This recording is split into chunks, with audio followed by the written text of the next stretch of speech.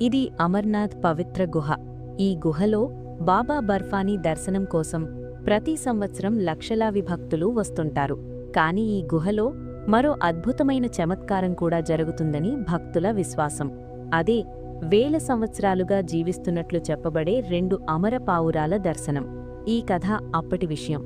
ఒకరోజు మాతా పార్వతి భగవాన్ శివుడిని అమరత్వ రహస్యమైన అమరకథను చెప్పమని కోరింది. ఆ రహస్యం ఎవరికీ వినిపించకూడదని భావించిన శివుడు పార్వతిని ఈ నిర్జనమైన అమర్నాథ్ గుహకు తీసుకొచ్చాడు. దారిలో తన నంది వాహనాన్ని, తన సర్పాలను ఇక్కడికి వచ్చే ముందే తన కుమారుడు గణేశుణ్ణి కూడా అక్కడే వదిలివేశాడు.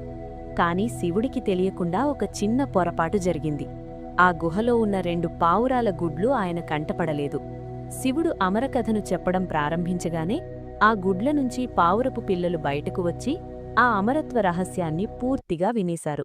ఈ విషయం గమనించిన శివుడు వారికి శాపం వేయకుండా అపార కరుణతో అమరత్వ వరం ప్రసాదించాడు. అలాగే ఇక్కడ నా దర్శనం కోసం ఎవరు వచ్చినా వారికి మీ దర్శనం కూడా తప్పకుండా కలుగుతుంది అని ఆశీర్వదించాడు. ఈరోజు కూడా తీవ్రమైన మంచు చలిలో ఇతర పక్షులు జీవించలేని పరిస్థితుల్లో కూడా ఆ అమరపావురాల జంట భక్తులకు దర్శనమిస్తూనే ఉందని చెబుతారు. అవి భగవాన్ శివుడు చెప్పిన అమరత్వ రహస్యానికి జీవంత సాక్ష్యాలుగా నిలిచాయి. ఈ కథ మీ హృదయాన్ని తాకితే మనస్ఫూర్తిగా హర హర మహాదేవ అని పలకండి.